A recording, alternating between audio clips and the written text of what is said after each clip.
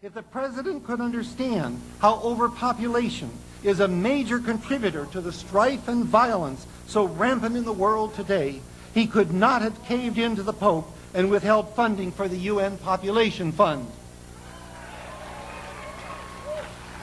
If the president realized that acorns are not oak trees, he would not be trying to suppress abortion rights. If he understood that embryos are not persons, he would not oppose therapeutic cloning, a technique that potentially could allow us indefinitely to replace worn-out body parts and give us a shot at practical immortality.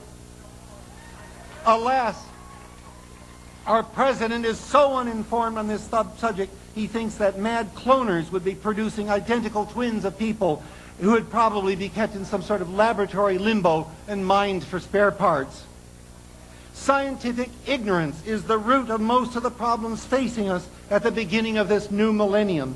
It is the job of religion, of course, to keep America ignorant. Priests and preachers are secure in power only if their minions are ignorant of everything except the self-serving propaganda that is fed them by their brainwashers. It is the ignorance fostered by religion that now threatens our very species with extinction. It is this ignorance that has gained control of our federal government. This ignorance must be dispelled.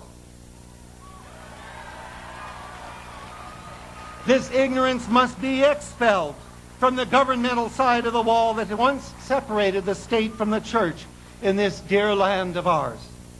Only by expelling religion from the government of this nation can we repair the damage done by the failure of reality testing that it has fostered. A burden has fallen upon us, the godless Americans who assemble here today, and the millions of our colleagues who could not be here. It is we who must restore America to the status of being one nation under the Constitution instead of one nation under a God.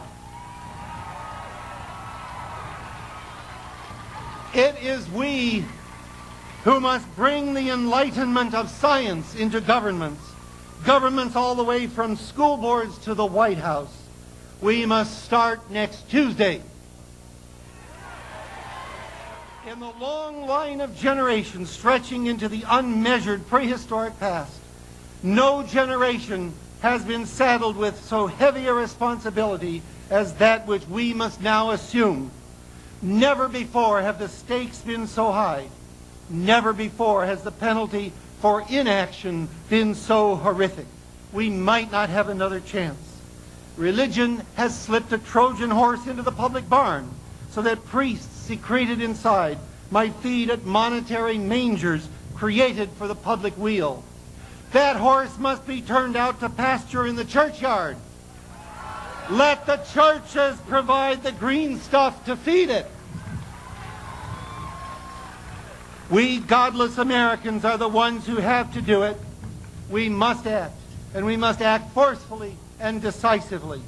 We must expose the fallacies of religious thought both inside and outside of government. We must prevent the relapse of our society into the dark ages. We must set government once again upon the road of reason, the road of reality. We must rebuild the wall of separation. We must restore a semblance of sanity to government.